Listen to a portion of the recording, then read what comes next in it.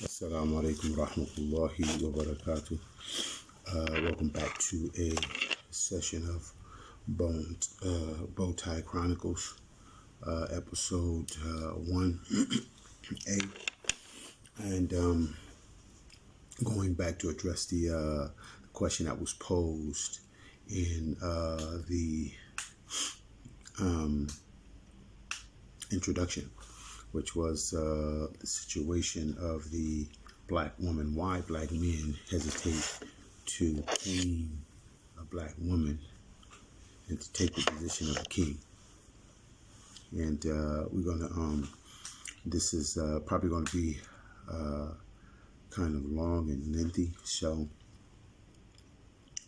I would like to try to break it down into separate parts. Give a shout out to my critics. Thank you. Alhamdulillah.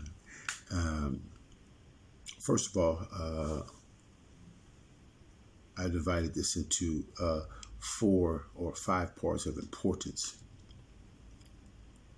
First being responsibility, family, spiritual development, and emotional development, and also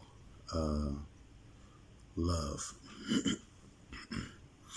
Of course, the last one takes many dimensions, but we'll get into that.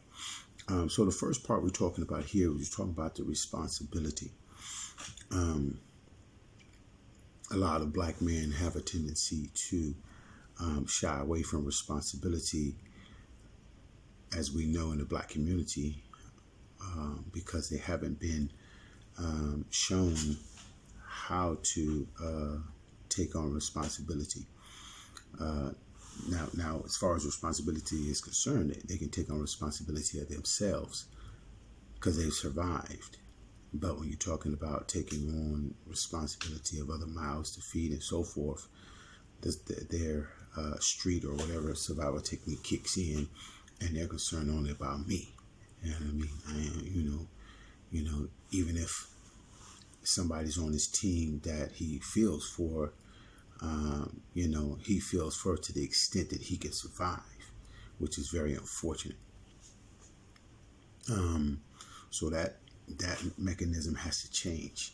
And we have a lot of brothers out there that have been responsible, that come from the same background and have made it a part of their, DNA to go back and assist brothers and show them what needs to be done and encourage them to do what needs to be done, mentoring programs and so forth like that right there.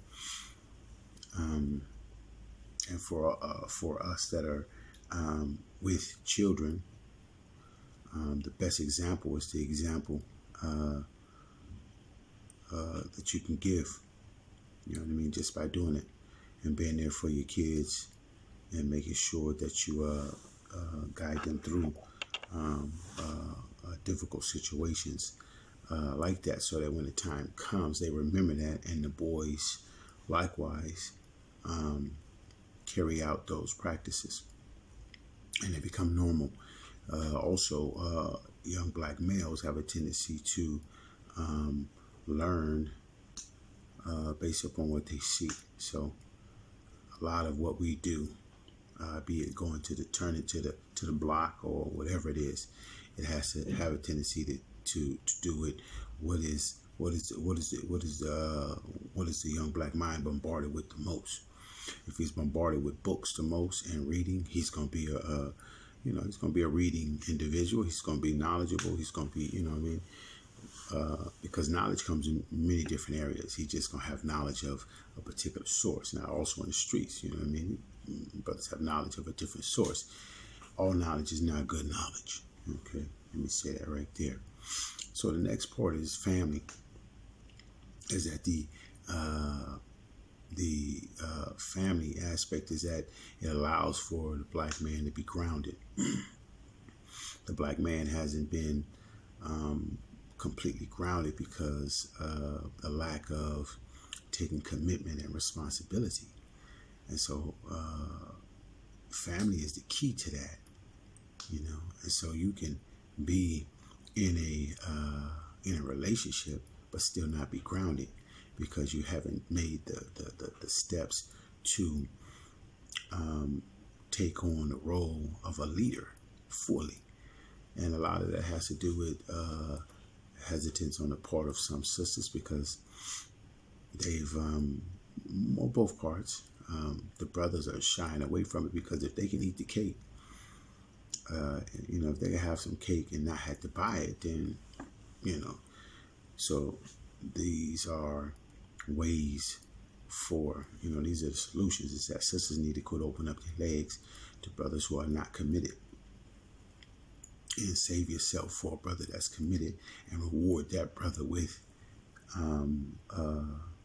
yourself and with obedience, hopefully, you know what I'm saying? And he should likewise reward you with obedience to the Creator, and then when that takes place, then you have groundedness because you can't be grounded without things to hold you down, sister hold you down. You know what I mean? Be it one or two or whatever it may be. And, when I speak of one or two, I'm not speaking of relationships where felonious relationships where a brother got women in other places and he's not taking care of them. You know what I mean? If a brother has more than one, that brother should have a job, and that brother should be working, and that brother should be taking care of that sister. The sister shouldn't have to be in a situation where she has to work unless she sees the need because of whatever strains that they come up under. With that being said, I mean, things are clear. We have a lot of brothers that got more than one wife and they ain't even got a job.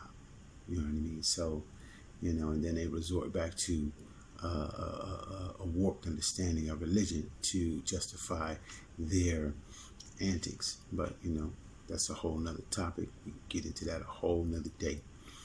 On the other part, and we're going to end at this part here, is the spiritual development. Is that that a man does not completely develop. Well, my theory is this right here. It's from a teacher's background, educating background, teaching young children and stuff like that. I found that a lot of brothers gonna shoot back. I know, it's all good. I found that women are smarter than men. I said it, you heard it. Women are smarter than men. Okay, women are smarter than men. Okay, if you have a woman and she's your same age and you're married to her, best believe she's smarter than you. The only reason why you lead is because she has allowed you to lead. Okay, she has allowed you to lead, and because she loves you that much, or could be the other way around. She feel that with this one in charge, I can go ahead and I can, and I can just sit in the background and run things. It could be, but fact being told, women are smarter than men. If they're the same age, she's smarter than you. I'm sorry to say it, but it's the truth. An observation that I had when I was teaching a 4th grade class. It's just my proof, and then I'm going to stop here. And then the second part of this I'll do tomorrow. Observation I had I think about 5 boys, and I had 3 girls in the classroom. 4th grade. This is in Sudan. Every year, beginning of the semester, we had a election for president. At the beginning of the school year, the largest boy, named Ibrahim, he was the biggest boy. Nobody knew him. They elected him immediately because of his size. He demanded, respect. As the year went on, they realized that Ibrahim wasn't that bright. He couldn't play sports that well. By the time the next semester came around, the girls had all came into a group, and they knew who they were voting for every time. They all chose one girl, and they all voted for her. When the election came around, they said, anybody like to nominate anybody? One girl raised her hand and said, I'd like to nominate me. The other girl looked at her and said, and she immediately said, oh, I'm sorry, I was made a mistake, Mr. Anthony. Boom. So they shut that down. All throughout the year, boys kept nominating themselves. And so by nominating themselves, they eliminated the competition, and the girls became the presidents every year from the